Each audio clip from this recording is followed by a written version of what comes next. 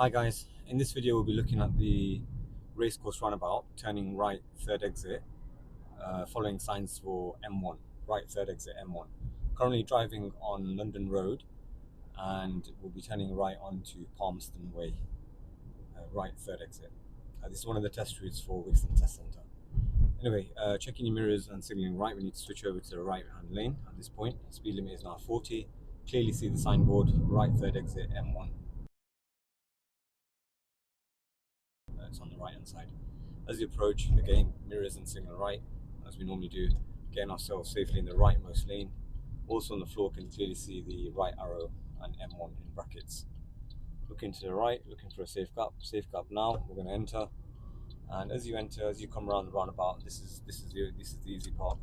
Just as you get to this 12 o'clock point, this is the tricky part. Most learners will need to go towards this yellow bollard, check your mirrors, signal left, and exit on the third exit. Just be careful on this one, guys, because a lot of learners tend to cut over the line that's on the floor there. Lane discipline tends to be off. But anyway, this is the Racecourse Roundabout, right third exit. Thanks for watching.